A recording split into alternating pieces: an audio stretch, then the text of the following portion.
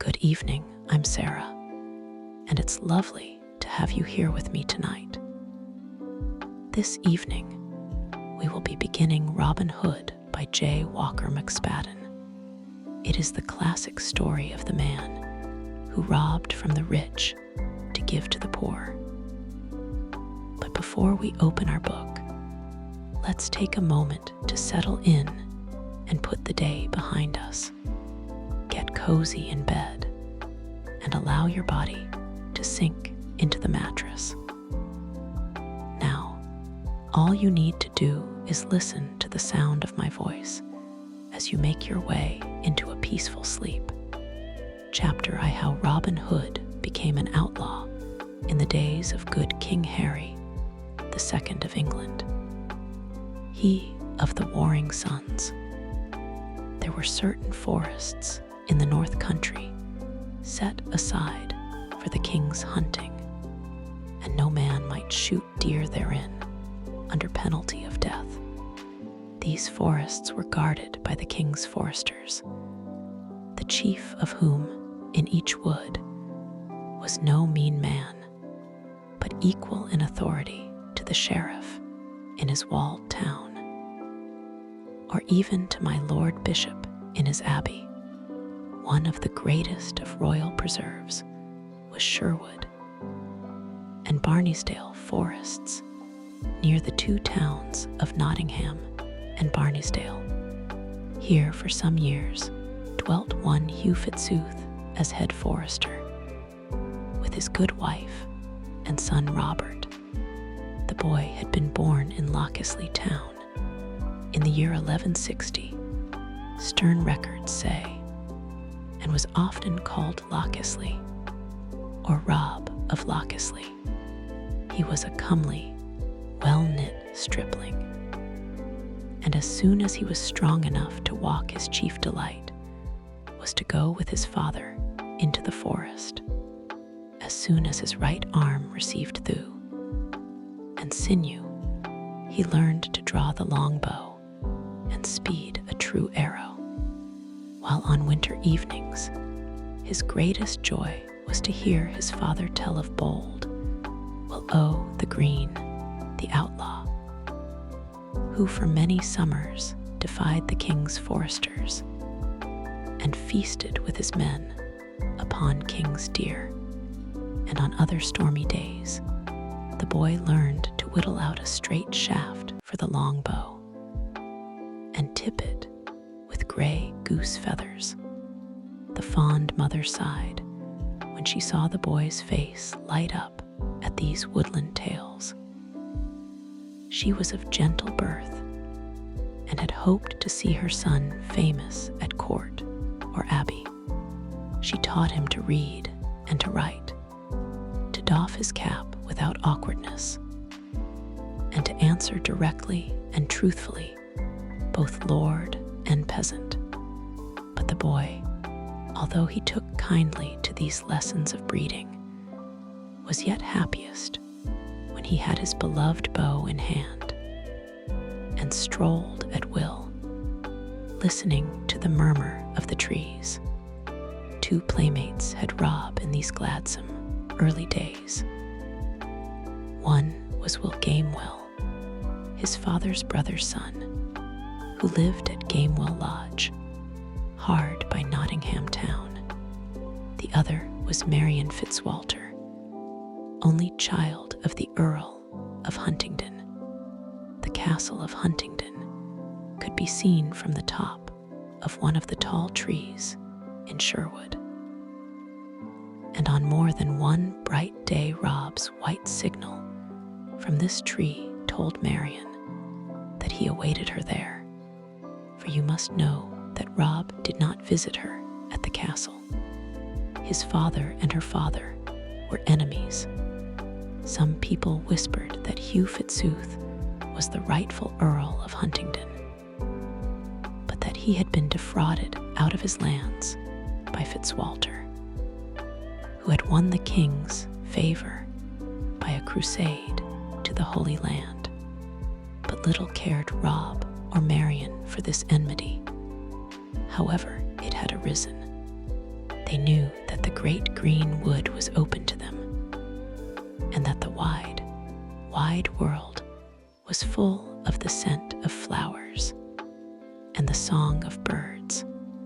Days of youth speed all too swiftly, and troubled skies come all too soon. Rob's father had two other enemies besides Fitzwalter, in the persons of the lean sheriff of Nottingham and the fat bishop of Hereford. These three enemies one day got possession of the king's ear and whispered therein to such good or evil purpose that Hugh Fitzooth was removed from his post of king's forester. He and his wife and Rob, then a youth of 19, were descended upon during a cold winter's evening and dispossessed without warning. The sheriff arrested the forester for treason, of which, poor man, he was as guiltless as you or I, and carried him to Nottingham jail. Rob and his mother were sheltered overnight in the jail also, but next morning were roughly bade to go about their business. Thereupon they turned for succor to their only kinsman, Squire George of Gamewell, who sheltered them in all kindness. But the shock and the winter night's journey proved too much for Dame Fitzooth. She had not been strong for some time before leaving the forest. In less than 2 months, she was no more.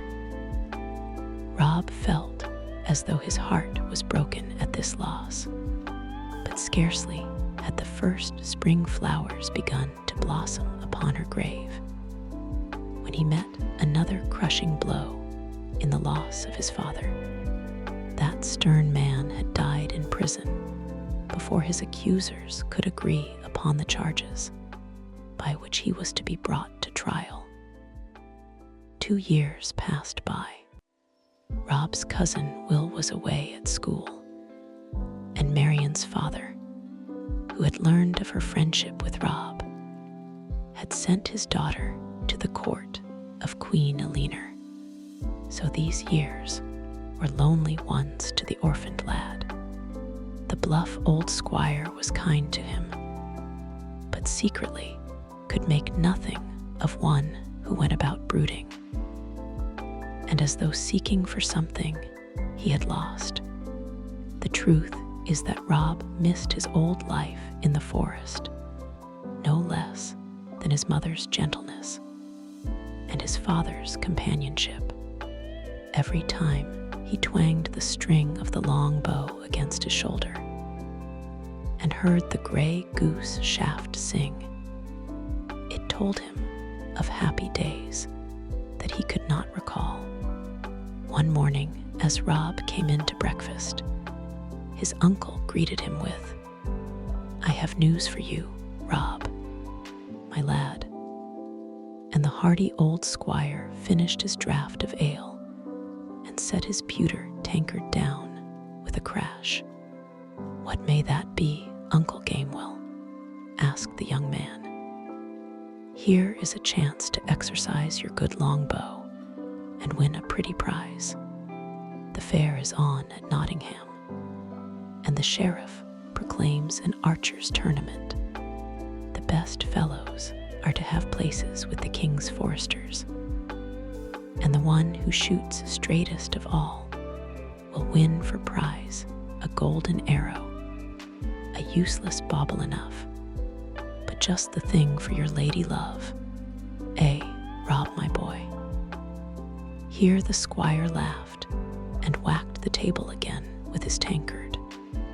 Rob's eyes sparkled.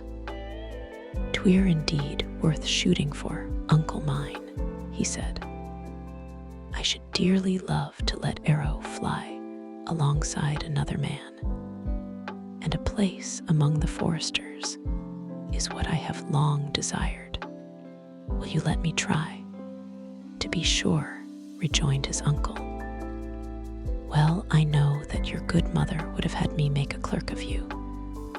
But well, I see that the greenwood is where you will pass your days. So here's luck to you in the bout. And the huge tankard came a third time into play. The young man thanked his uncle for his good wishes and set about making preparations for the journey. He traveled lightly, but his yew bow must needs have a new string, and his cloth yard arrows must be of the straightest and soundest. One fine morning, a few days after, Rob might have been seen passing by way of Lockesley through Sherwood Forest to Nottingham town.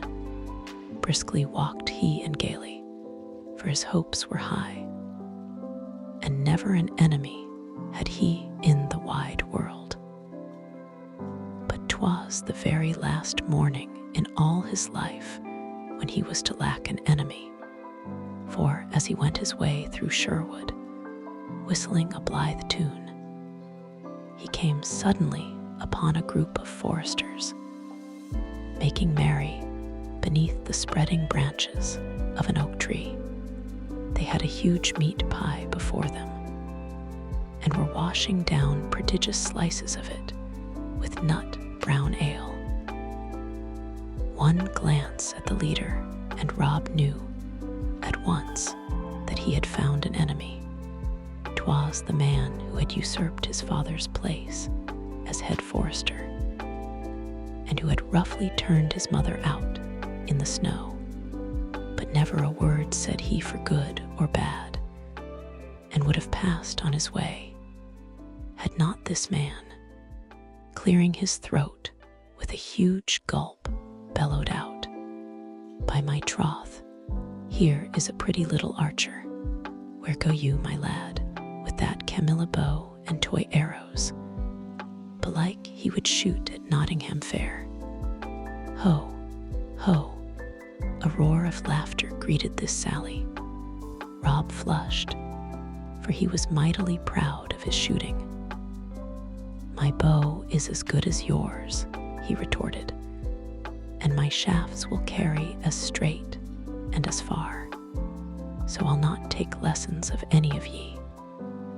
They laughed again loudly at this, and the leader said with frown, "Show us some of your skill, and if you can hit the mark, here's 20 silver pennies for you.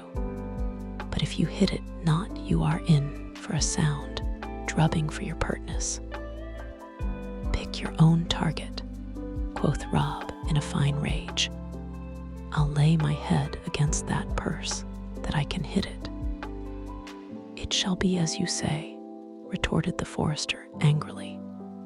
"Your head for your sauciness, that you hit not my target."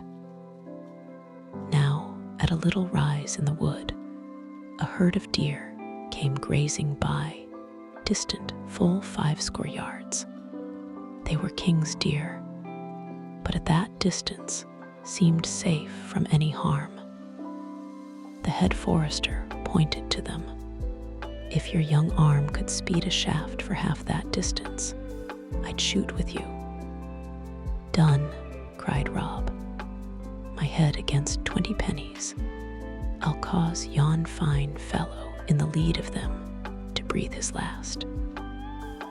And without more ado, he tried the string of his long bow, placed a shaft thereon, and drew it to his ear.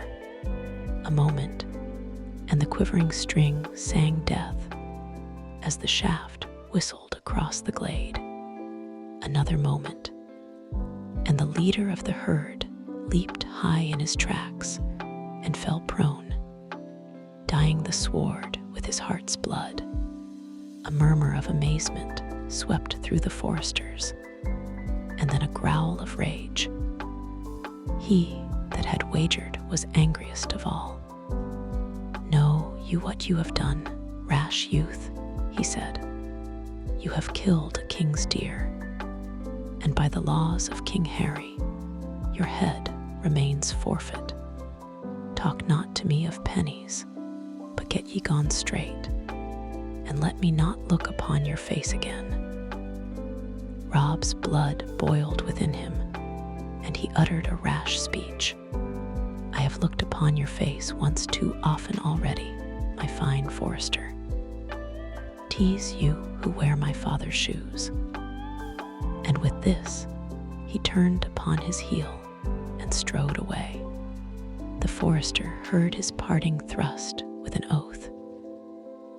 Red with rage, he seized his bow, strung an arrow, and without warning launched it full aft Rob.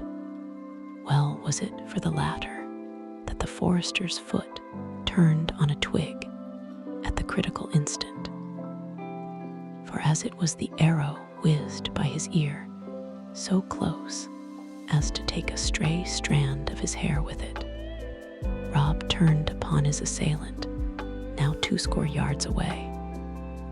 "Ha," said he, "you shoot not so straight as I, for all your bravado. Take this from the twopenny bow." Straight flew his answering shaft. The head forester gave one cry, then fell face downward and lay still. His life had avenged Rob's father, but the son was outlawed. Forward he ran through the forest. Before the band could gather their scattered wits, still forward into the great greenwood. The swaying trees seemed to open their arms to the wanderer and to welcome him home. Toward the close of the same day, Rob paused hungry and weary at the cottage of a poor widow who dwelt upon the outskirts of the forest. Now this widow had often greeted him kindly in his boyhood days, giving him to eat and drink. So he boldly entered her door. The old dame was right glad to see him, and baked him cakes in the ashes, and had him rest and tell her his story. Then she shook her head. "'Tis an evil wind that blows through Sherwood," she said. "The poor are despoiled, and the rich ride over their bodies.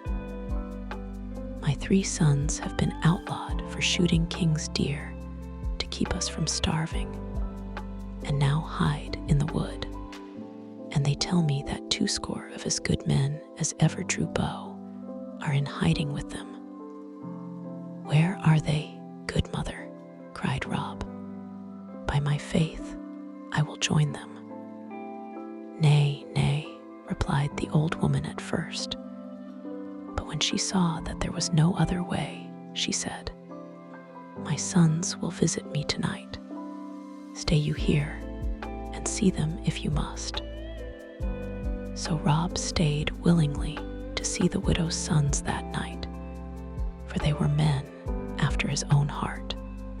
And when they found that his mood was with them, they made him swear an oath of fealty and told him the haunt of the band, a place he knew right well.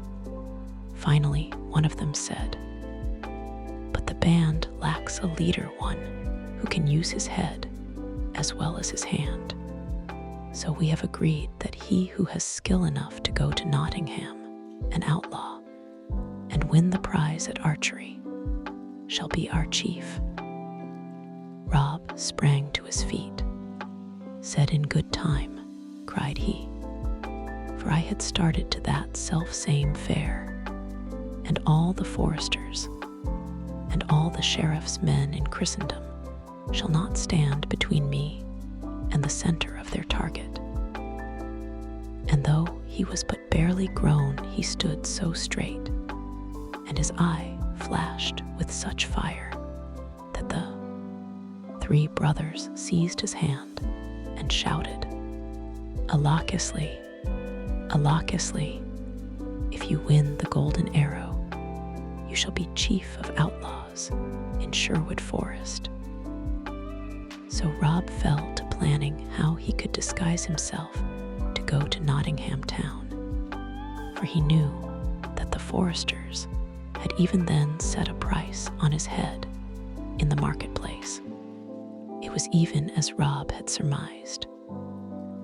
The Sheriff of Nottingham posted a reward of £200 for the capture, dead or alive, of one Robert Fitzooth, outlaw, and the crowds thronging the streets upon that busy fair day often paused to read the notice and talk together about the death of the head forester. But what with wrestling bouts and bouts with quarterstaves and wandering minstrels, there came up so many other things to talk about that the reward was forgotten for the nonce, and only the foresters and sheriff's men watched the gates with diligence. The sheriff, indeed, spurring them to effort by offers of largesse. His hatred of the father had descended to the son. The great event of the day came in the afternoon. It was the archers' contest for the golden arrow, and 20 men stepped forth to shoot. Among them was a beggar man, a sorry-looking fellow with leggings of different colors, and brown, scratched face and hands. Over a tawny shock of hair, he had a hood drawn, much like that of a monk. Slowly, he limped to his place in the line, while the mob shouted in derision. But the contest was open to all comers, so no man said him nay. Side by side with Rob, for it was he stood a muscular fellow of swarthy visage, and with one eye hid by a green bandage. Him also the crowd jeered, but he passed them by with indifference, while he tried his bow with practiced hand. A great crowd had assembled in the amphitheater enclosing the lists. All the gentry and populace of the surrounding country were gathered there in eager expectancy. The central box contained the lean but pompous sheriff, his bejeweled wife, and their daughter, a supercilious young woman enough, who, it was openly hinted, was hoping to receive the golden arrow from the victor, and thus be crowned queen of the day. Next to the sheriff's box was one occupied by the fat Bishop of Hereford, while in the other side was a box wherein sat a girl whose dark hair, dark eyes, and fair features caused Rob's heart to leap. 'Twas Maid Marian. She had come up for a visit from the Queen's court at London town, and now sat demurely by her father, the Earl of Huntingdon. If Rob had been grimly resolved to win the arrow before, the sight of her sweet face multiplied his determination an hundredfold. He felt his muscles tightening into bands of steel, tense and true, yet with all his heart would throb, making him quake in a most unaccountable way. Then the trumpet sounded, and the crowd became silent while the herald announced the terms of the contest. The lists were open to all comers. The first target was to be placed at 30 ells distance, and all those who hit its center were allowed to shoot at the second target, placed 10 ells farther off. The third target was to be removed yet farther, until the winner was proved. The winner was to receive the golden arrow and a place with the king's foresters. He it was also who crowned the queen of the day. The trumpet sounded again, and the archers prepared to shoot. Rob looked to his string, while the crowd smiled and whispered at the odd figure he cut with his vari-colored legs and little cape. But as the first man shot, they grew silent. The target was not so far, but that 12 out of the 20 contestants reached its inner circle.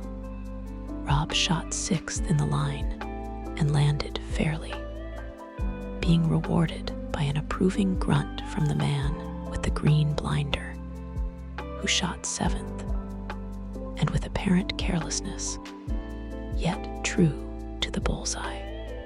The mob cheered and yelled themselves hoarse at this even marksmanship.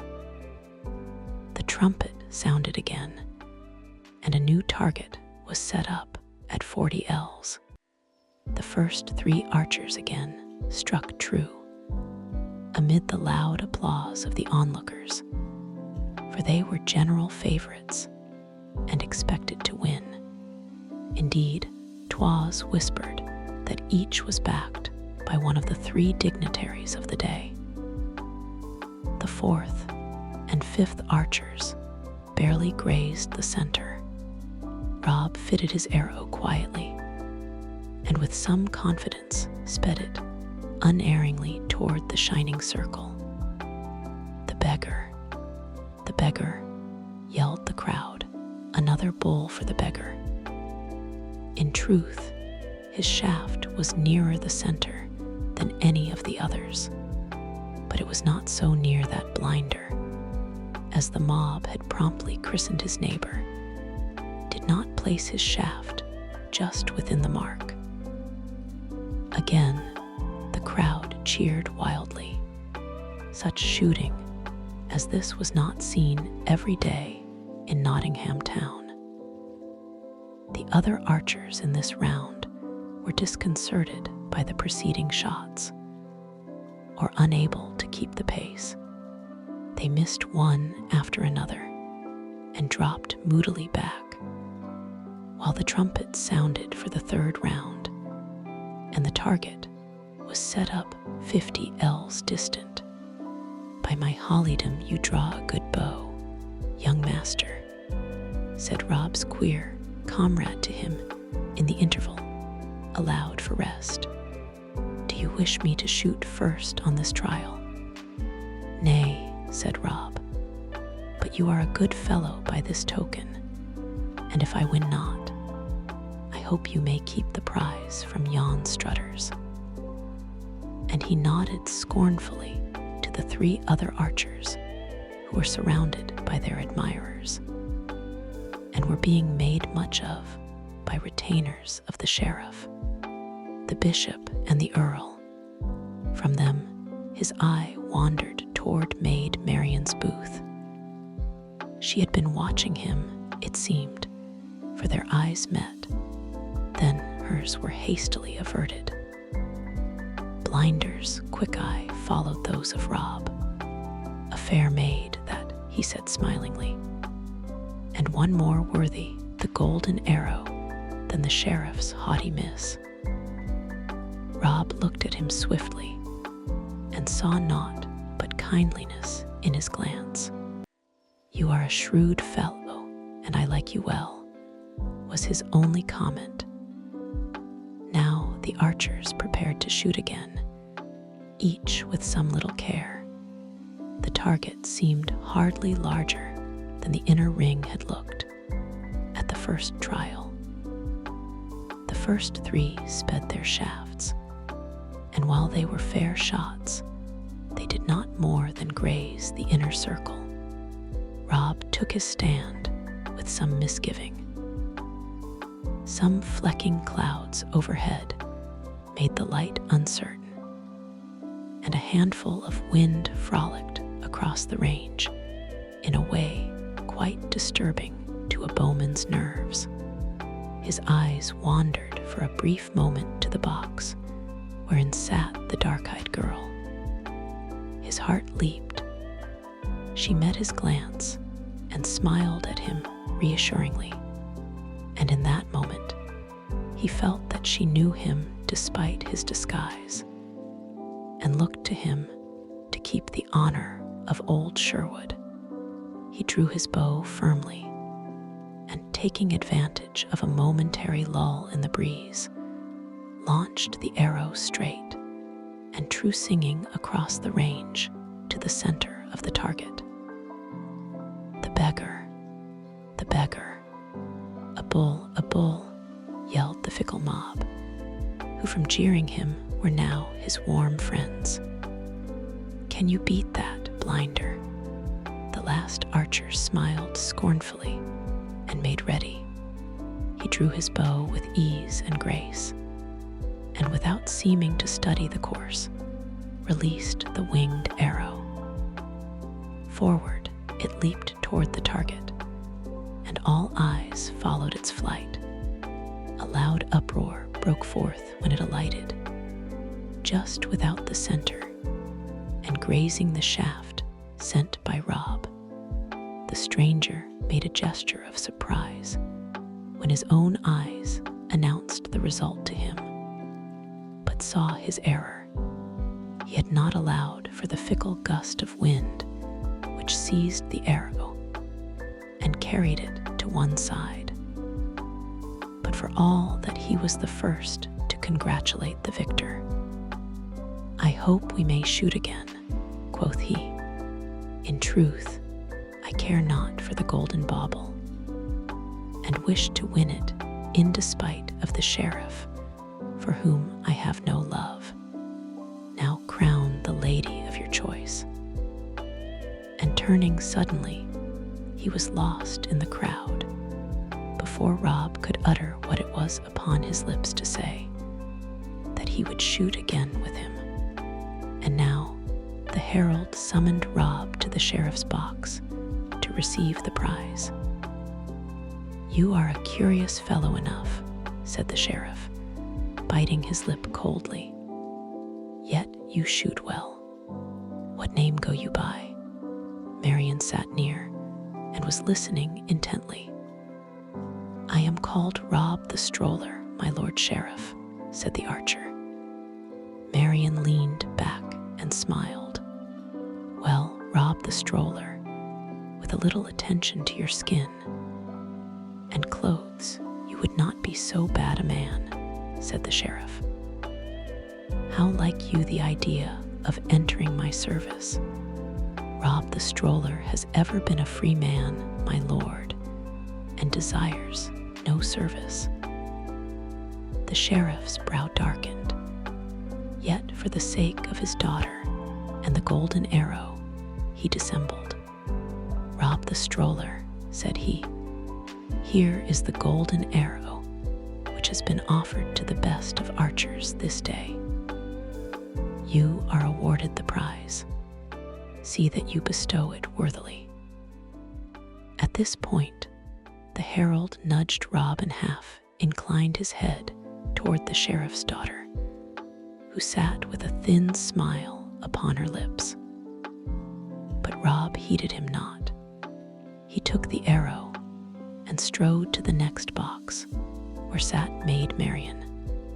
"Lady," he said, "pray accept this little pledge from a poor stroller who would devote the best shafts in his quiver to serve you." "My thanks to you, Rob in the Hood," replied she with a roguish twinkle in her eye, and she placed the gleaming arrow in her hair, while the people shouted, "The Queen! The Queen!"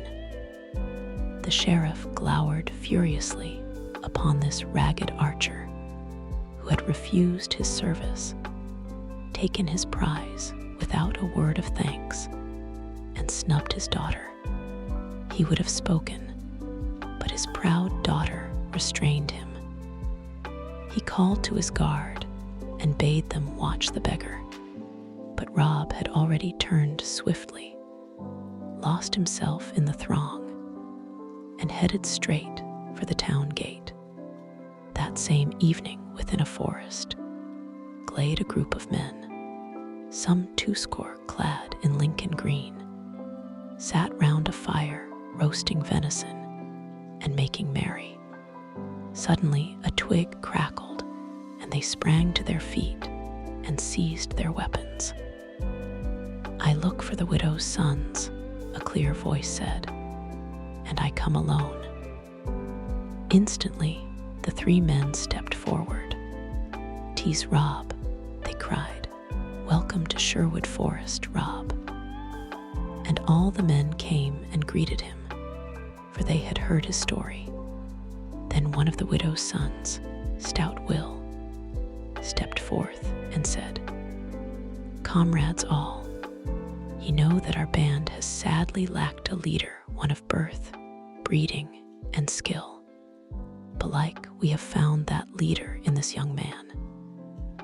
And I and my brothers have told him that the band would choose that one who should bring the sheriff to shame this day and capture his golden arrow. Is it not so?" The band gave assent. Will turned to Rob. "What news bring you from Nottingham town?" asked he. Rob laughed. "In truth, I brought the sheriff to shame for mine own pleasure, and won his golden arrow to boot. But as to the prize, he must e'en take my word, for I bestowed it upon a maid." And seeing the men stood in doubt at this, he continued, "But I'll gladly join your band, and you take me as a common archer, for there are others older and mayhap more skilled than I." Then stepped one forward from the rest, a tall, swarthy man, and Rob recognized him as the man with the green blinder. Only this was now removed, and his freed eye gleamed as stoutly as the other one. "Rob in the Hood, for such the lady called you," said he. "I can vouch for your tale. You shamed the sheriff e'en, as I had hoped to do, and we can forego the golden arrow, since it is in such fair hands. As to your shooting and mine, we must let future days decide. But here I will stoutly declare that I will serve none other chief save only you." Then Good Will stoutly told the outlaws of Rob's deeds, and gave him his hand of fealty.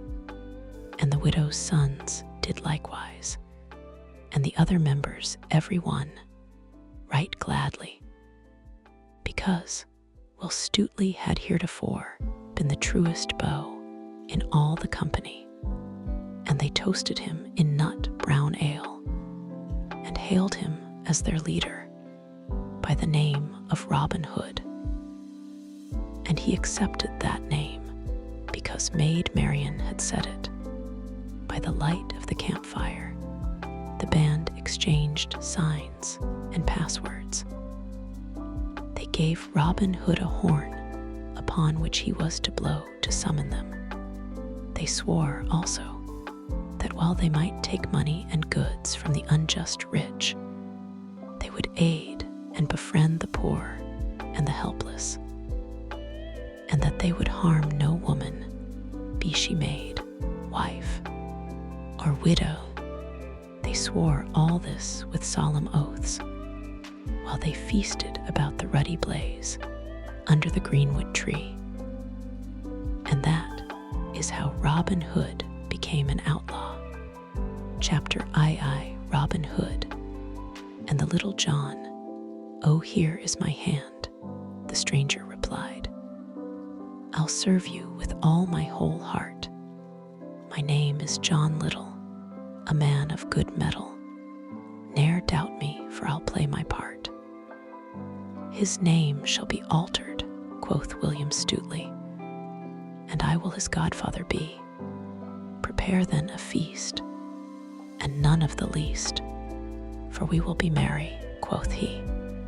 All that summer Robin Hood and his merry men roamed in Sherwood Forest, and the fame of their deeds ran abroad in the land. The sheriff of Nottingham waxed wroth at the report, but all his traps and excursions failed to catch the outlaws, the poor people began by fearing them. But when they found that the men in Lincoln Green, who answered Robin Hood's horn, meant them no harm, but despoiled the oppressor to relieve the oppressed, they began to have great liking for them, and the band increased by other stout hearts, till by the end of the summer fourscore, good men and true had sworn fealty. But the days of quiet which came on grew irksome to Robin's adventurous spirit.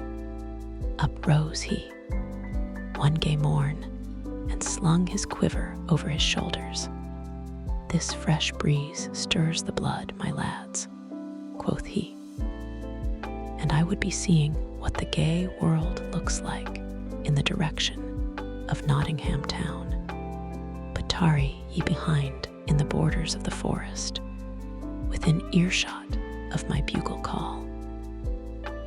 Thus saying, he strode merrily forward to the edge of the wood, and paused there a moment, his agile form erect, his brown locks flowing, and his brown eyes watching the road. And a goodly sight he made, as the wind blew the ruddy color into his cheeks. The highway led clear in the direction of the town, and thither he boldly directed his steps. But at a bend in the road, he knew of a bypath leading across a brook, which made the way nearer and less open, into which he turned. As he approached the stream, he saw that it had become swollen by recent rains into quite a pretty torrent. The log footbridge was still there, but at this end of it, a puddle intervened which could be crossed only with a leap, if you would not get your feet wet. But Robin cared little for such a handicap. Taking a running start, his nimble legs carried him easily over and balanced neatly upon the end of the broad log.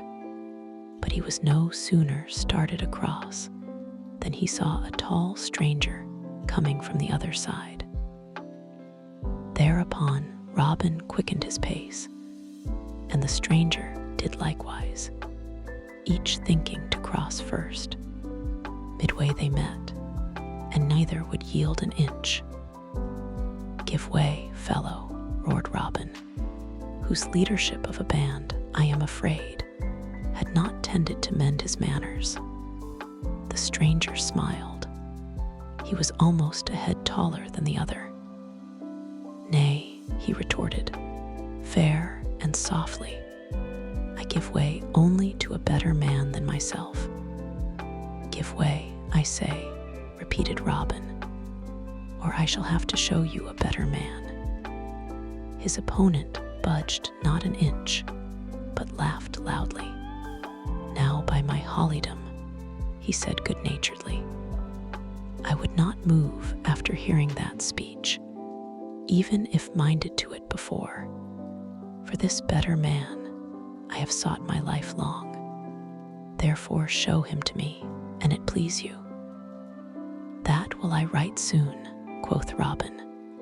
"Stay you here a little while, till I cut me a cudgel like unto that you have been twiddling in your fingers."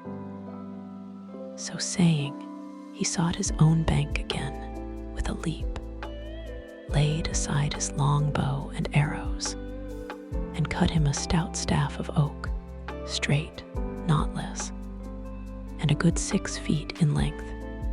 But still, it was a full foot shorter than his opponent S. Then back came he boldly.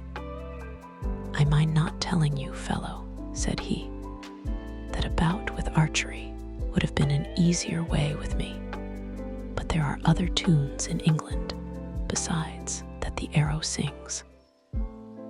Here he whirred the staff about his head by way of practice. "So make you ready for the tune I am about to play upon your ribs. Have at you. 1, 2, 3, roared the giant, smiting at him instantly. Well was it for Robin that he was quick and nimble of foot, for the blow that grazed a hair's breadth from his shoulder would have felled an ox. Nevertheless, while swerving to avoid this stroke, Robin was poising for his own, and back came he forthwith. Whack, whack, parried the other. Whack, whack, whack, whack. The fight waxed fast and furious. It was strength pitted against subtlety, and the match was a merry one. The mighty blows of the stranger went whistling around Robin's ducking head, while his own swift undercuts were fain to give the other an attack of indigestion. Yet each stood firmly in his place, not moving backward or forward a foot for a good half hour, nor thinking of crying enough, though some chance blow seemed likely to knock one or the other off the narrow footbridge. The giant's face was getting red, and his breath came snorting forth like a bull S. He stepped forward with a furious onslaught to finish this audacious fellow. Robin dodged his blows lightly, then sprang in swiftly and unexpectedly, and dealt the stranger such a blow upon the short ribs that you would have sworn the tanner was trimming down his hides for market. The stranger reeled and came within an ace of falling, but regained his footing right quickly. "By my life, you can hit hard," he gasped forth, giving back a blow almost while he was yet staggering. This blow was a lucky one. It caught Robin off his guard. His stick had rested a moment while he looked to see the giant topple into the water, when down came the other upon his head. Whack! Robin saw more stars in that one moment than all the astronomers have since discovered, and forthwith he dropped neatly into the stream. The cool, rushing current quickly brought him to his senses. Howbeit, he was still so dazed that he groped blindly for the swaying reeds to pull himself up on the bank. His assailant could not forbear laughing heartily at his plight, but was also quick to lend his aid. He thrust down his long staff to Robin, crying, "Lay hold of that, and your fists whirl not so much as your head."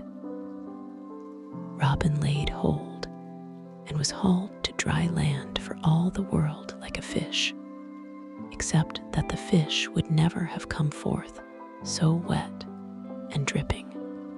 He lay upon the warm bank for a space to regain his senses. Then he sat up and gravely rubbed his pate. "By all the saints," said he, "you hit full stoutly. My head hums like a hive of bees on a summer morning."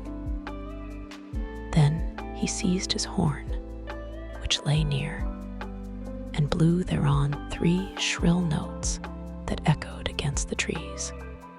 A moment of silence ensued, and then was heard the rustling of leaves and crackling of twigs like the coming of many men. And forth from the glade burst a score or 2 of stalwart yeomen, all clad in Lincoln green like Robin, with good Will Stutely, and the widow's 3 sons at their head. "Good master," cried Will Stutely, "how is this? In sooth, there is not a dry thread on your body." "Why, Mary," replied Robin, "this fellow would not let me pass the footbridge, and when I tickled him in the ribs, he must needs answer by a pat on the head, which landed me overboard." Shall he taste some of his own porridge? Quoth Will. Seize him, lads. Nay, let him go free, said Robin. The fight was a fair one, and I abide by it.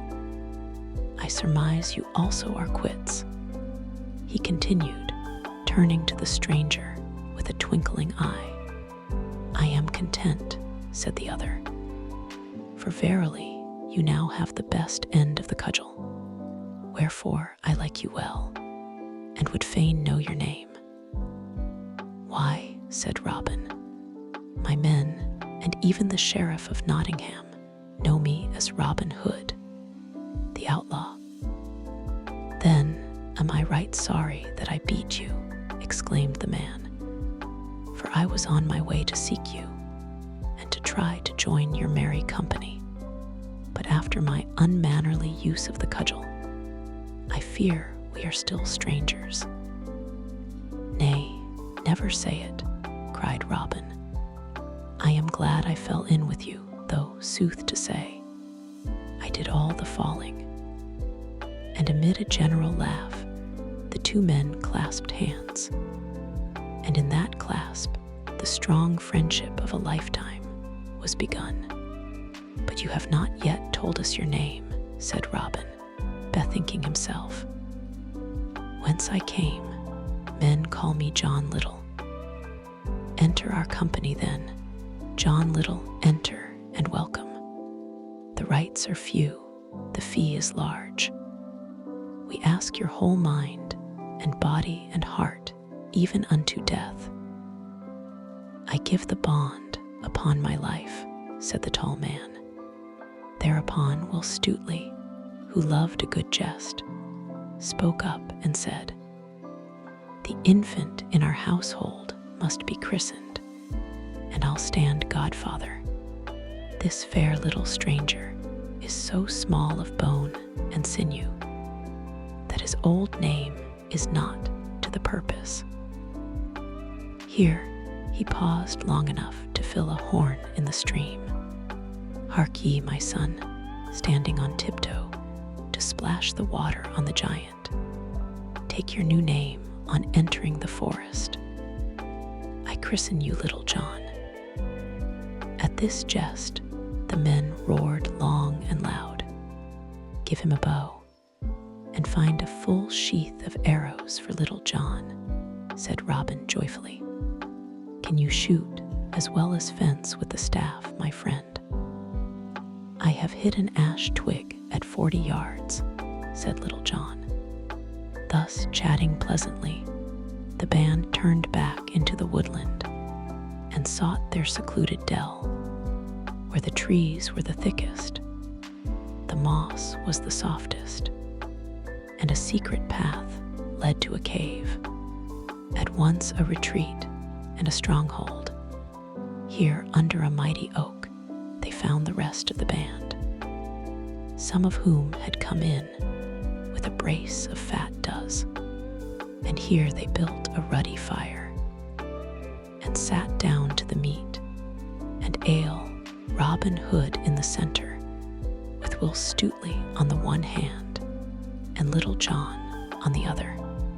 And Robin was right well pleased with the day's adventure, even though he had got a drubbing, for sore ribs and heads will heal, and 'tis not every day that one can find a recruit as stout of bone and true of soul as Little John.